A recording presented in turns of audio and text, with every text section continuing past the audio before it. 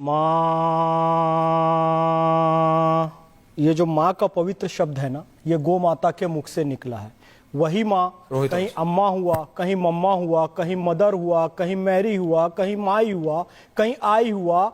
उसी मदर शब्द से, उसी माँ शब्द से भारत माँ हुआ, गंगा माँ हुआ, गौ माँ हुआ, देवकी माँ हुआ, यशोदा माँ हुआ, पार्वती माँ हुआ, जगदम्बा माँ हुआ, मदर हुआ, मैरी हुआ, सब हुआ।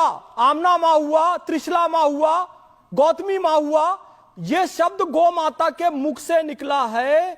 जो गौ माता सबको प्राण देने वाली है, उस गौ माता की गौशाला के लिए यह कहना कि उनके गोबर और गोमूत्र से बदबू आती है, गौशाला से बदबू आती है, तो यदुवंशी कोई ऐसा कहे तो मैं यही कहना चाहूंगा कि जब नाश मनुज पर छाता है, पहले विवेक मर जाता है। सुनिए, सनातन के जो 16 संस्कार हैं, गर्भधारण, पुंसवन, सीमांतोनयन, जातकर्म, नामकरण, निष्क्रमण, अन्नप्राशन, चूड़ाकर्म, कर्णवेदन, विद्यारंभ, उपनयन, वेदारंभ, केशांत, समावर्तन, विवाह और अंत्येष्टि, इन सब में पंचगव्य की आवश्यकता पड़ती है। यानी गौ माता का दूध, दही, घी, गोबर, गोमूत्र, इसके बिना अंत्येष्टि भी नहीं हो सकती और इसके बिना गर्भधारण संस्कार भी नहीं हो सकता। ये सनातन कहता है। गावो विश्वस्य मात्रा, गाय विश्व की माता है। गावा स्वर्गस्य सोपानम, गाय स्वर्ग की सीढ़ी। और आइए, पैगंबर हजरत मोहम्मद सल्लल्लाहु अलैहि वसल्लम ने फरमाया, गाय का दूध शिफा है, गाय का घी दवा है और इसका मांस बीमारी है।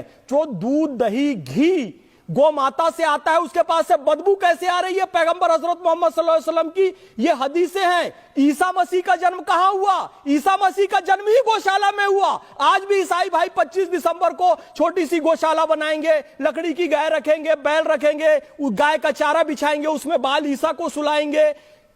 गौशाला में ईसा मसीह का जन्म हो रहा है। गुरु गोविंद सिंह कह रहे हैं, गोघात का दोष जग से मिटाऊं, गोहत्या का दोष जग से मुझे मिटाना है। भगवान श्री कृष्ण गोवर्धन पर्वत उठाते गोबर को ही धन कहा। गोपाल मणि जी गुरुदेव ने कहा कि कहूं धेनु निज सृष्टि रचना, मेरो मल मल शोधक बरना। मल नहीं, गोबर रचे पुरारी, सुनही कहूं निज मति अनुसारी। की मल नहीं है, गौ माता का गोबर है। खेत में हिंदू, सिख, ईसाई जो भी डाले, खेत उसका उपजाऊ बनेगा और सब कैंसर से मुक्त होंगे।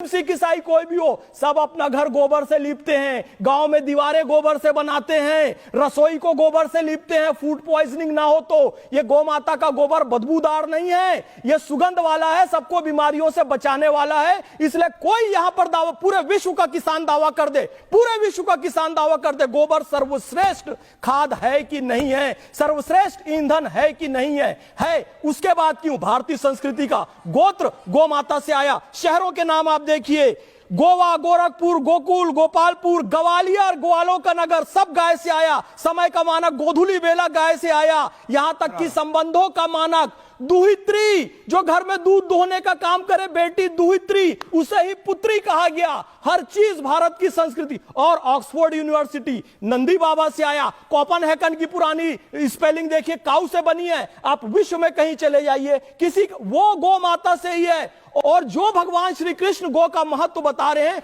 उनके वंश का एक व्यक्ति ऐश्वर भाई कलयुग में आकर यह कहे कि मुझे गोबर से बदबू आ रही है, गौशाला से बदबू आ रही है।